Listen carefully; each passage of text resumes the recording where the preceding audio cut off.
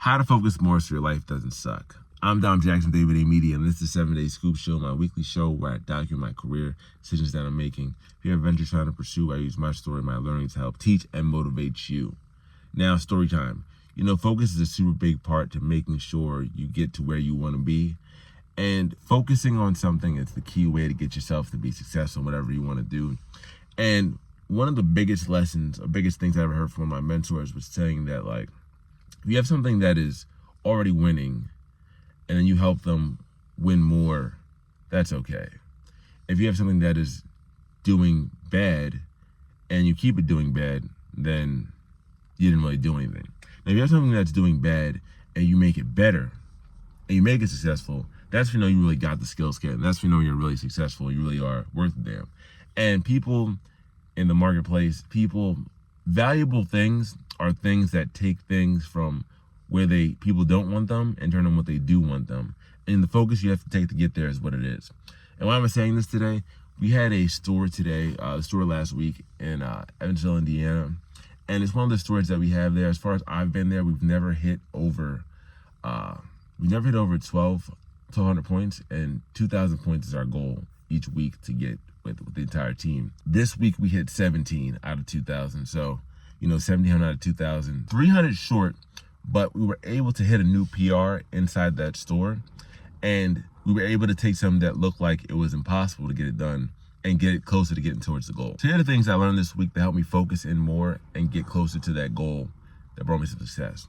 One thing I do now all the time is that I break down the entire goal for the van. So, 2,000 points at the goal every single day. And then I break down how many we have already. So let's say we had 3,000 or 300 for the day. So we have 1,700 more to go. I would break down that 300, and we had a 3-person team. So it'd be 100 each person for the day. And every single day I'm breaking down that number. So I already have the number in my head on the top of the day. When I wake up in the morning and before I go to bed, I do it. So I just do the math and just do it again. So I have it twice in my head. So mentally, I'm already like, oh, this is what I got to hit. This is what I got to hit. This is what I got to hit. This is what I got to hit. That's the one thing, just like the repetition of knowing it and actually knowing off the top of my head, we need this many per hour, we need this much money today. That means this much money per person, or this much per hour to get that done for the day. And it really keeps me zoned in because there's a lot of time where a lot of stuff happens, but to stay locked in your position and stay chasing your thing, you really have to know what you're going after. And that is one of the things I do now that completely changed since my trip to California, and it's really keeping me locked in. One of the next skills that I learned and really had to focus in on during this trip was learning how to keep my energy high. So, sales is a transfer of energy. So if you're not in a state that's energetic enough to actually help someone understand the problem and encourage them to get it done, it's not going to work. So I've been really making sure, even when I'm in the field or not, finding ways to keep myself upbeat and happy. So I'm singing to myself, I'm dancing, I'm just having a good old time, even if I'm all alone. Just because if you're not in a good state, you're not gonna sell anything. I'm there but I'm yeah, this is great. We're having a great time and everything is going well. And if I'm not that enthusiastic with every single thing that I say, I at least know how to get to a state that's close enough to that, and I can lower it down depending on what person I'm talking to. But you really have to make sure you can get your highest state so that you can go to your other states and change and transform. And finding a way to do that consistently, just between singing to myself, dancing around, trying to think of something funny, and really being no, bro, keep this up. Yeah. And really being able to do that has been a big, big shift, because there's a lot of time where even a slower story, you kind of get dead hours where it's nobody's coming in. But I'm just having a good time the whole time and I'm doing everything. So it really helps keep you in the right mood. So when the right person comes in, you're already ready to work. One of the other things happened was that it was actually a nicer day, 60-something degrees when I left for the trip. So I ended up leaving my coat in St. Louis before I went to Indiana. So I was in Indiana without a coat. And some of the days it was 40, one of the days it was 30 degrees. Luckily I had a bunch of thermals and gloves and my hats. So I wasn't completely nude out there, but it was fucking cold. Now, one of the things I started doing towards the end of the day when I wasn't inside, but I was outside working, I would be outside for 15 minutes going as hard as I can, just focusing, trying to get people's attention, working, talking, communicating. But then I would take 5 minutes to go inside and just, be warm. Still attentive, but this is my warm time. And I really found with that disparity between the two, as much as I love being in during the 5 minutes, so I was like, it's warm, it's nice to have the van heater on, hands are all warmed up. I really liked being in the cold too, because like I knew the other warm was coming. So like it was a nice contrast that I really realized that like you don't realize how good pleasure feels until you realize how painful pain is. And like it was a good experience of just like, oh, this is life. Like it's both halves, and like you gotta be able to take both halves when you get them, and you can appreciate one, you can appreciate the other a whole lot more. So that was a really big one. It really helped me lock in like having duration, kind of following like the Pomodoro technique, which is 25-5. But my ass was staying out there for 25 minutes straight without having some kind of break. So 15-5 was my version of it. But that locking it out was definitely a big part that helped me kind of get that next notch. I was the high roller this week, so the highest person sold the most in the van, and I ended up with 626 points out of 2,000, which is right on the pace where I was trying to go to. I was trying to be in that 500, 700 consistently, no matter what. So I'm back at that pace again, trying to get past that now. And Saturday I had a moment where like I drove myself to the store and I was a little bit late. I was early enough, but I was like not early enough to be ready. You know what I'm saying? Like you got to be early. When you're on time, you're late. And I wasn't early as I was the other days. And I was like, oh, I'm in the lead. Like I could take my foot off the gas. And like I had that thought in my head. I was like, yeah, I can just coast a little bit. And then like a little voice in my head was like, what the hell are you saying? Are you here to win or are you here to win? And I was like, oh yeah, like this is your business. You wouldn't just stop in the middle of the week like, oh yeah, like I can rest now on the biggest day. Like it was crazy how fast it like came in my head, just snuck in like, hey, let's take a break. Nah. And that's the day I did the worst.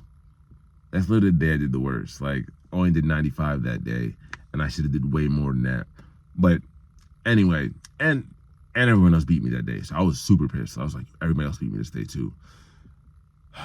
But it was good. It's a lesson that I learned. I caught myself before I even decided to slip, but even still, I was still fucking pissed. Like, that even came in my mind. But now I know it's in there, and to lock in, you just kind of got to remember, like, you're always able to be any person at any time. You can be the best version of yourself, the best version of yourself, the worst version of yourself, your lazy versions of yourself, any point in time. You're all these people at once. You have to choose to be that one at that moment and stay that one. So that was a lesson, because I was like, oh, just because you're doing well doesn't mean that you're going to stay doing well and you won't get in your own way. As far as sales-wise, one thing I really learned is that if you're talking to someone and making sure you have eye contact the whole time, or at least the majority of the time, or if I'm talking to someone, hey, this is your key, we do this, we have this service, and it's $300.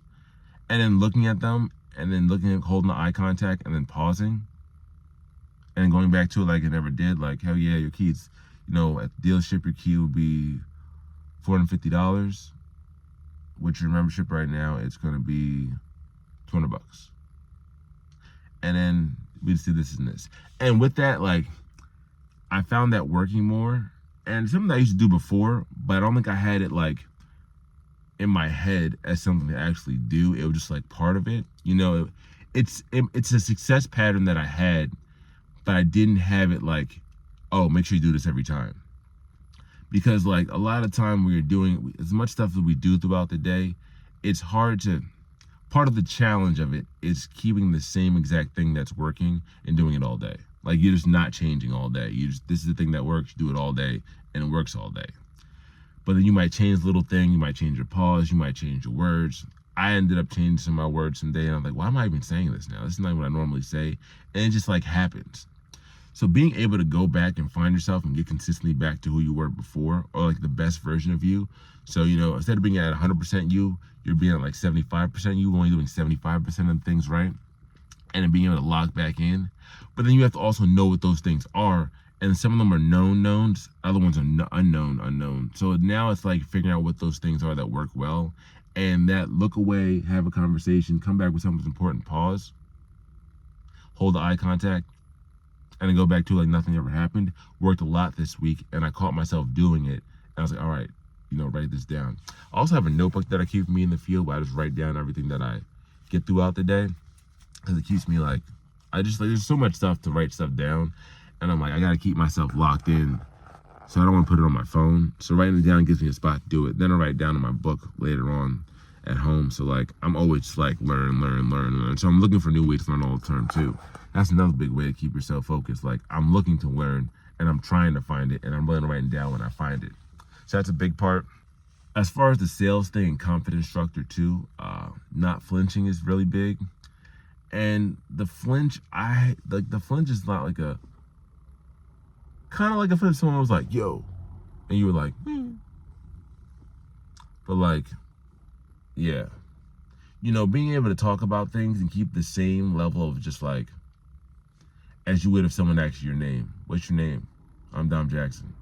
Like talking with the entire pitch of that same level of just like, yeah, like, duh, it's my name. Like, there's no, that's it. And like being able to keep that with every single person. Because I also found that certain people like scare me more than other people. Certain age groups, or like certain like people who might have accents that I may not be able to communicate as well with. I'm like, oh, I kind of change on that. And like just finding different versions of like, oh, this is a different version of me. This is a different version of me. This is a different version of me. I changed here. This person caused me to change because they said this. And finding what things caused me to change from them, and finding what things caused me to change from me. So it's like the external things that try to change me, and then the internal things that change me. And then finding what those are, numbering them, and cutting them just the fuck out. So it's just like, this is it all the time. And that's like one of the next levels of focus that I'm doing. And in order to find that next level, what I'm doing now in the process of figuring out, so just off doing the math, because I work Tuesday through Sunday most of the week, my hourly breakdown, including the commute times to the place that we're going to, is about 69, rounded up to 70 hours a week. And with that, I'm trying to the goal is to spend an extra 10 hours a week on doing things for skills for the business. So I spend an extra 5 hours a week on sales, extra 3 hours a week on the actual teching and the key programming, and extra 2 hours a week on the business. My first goal is going to be just extra 5 hour a week. So 3 sale hours, 1 tech hour, 1 business hour overall, because I really want to have this sales system down in my head, just because one of the biggest things that they track is how much money you make. So everything else is kind of like, everything's pretty good, but I know I want to be better on that side of the coin. I want to be better at teaching that side of the coin. So, everyone kind of finds their little things that they want to perfect at, and that's where I'm investing my time and energy at. So I broke down my week, 70 hours a week working. I want to sleep about 7 hours, so that's 49. I rounded up to 50, just keep it simple. That's 120 hours already booked. And then it's like finding those extra 5 hours would go. And that's like in the process of where I'm setting it up now. But, the biggest takeaways this week on focus, having the idea of what your goal is and reinforcing it day, night, so repetition, obviously. Finding what things cause you to change when you could just be the same. Once you have something that works, like what other versions of it make you change. I like the timer thing. I think that really helps me lock in and lock out, understanding that the pain and the pleasure are both the same thing. So, it's part of what makes the whole part of life. And, figuring out how to get better what the time looks like investment-wise. So that's where I am right now. I definitely hope you get as most focused as you can. As always, take it one step at a time. We'll get there day by day.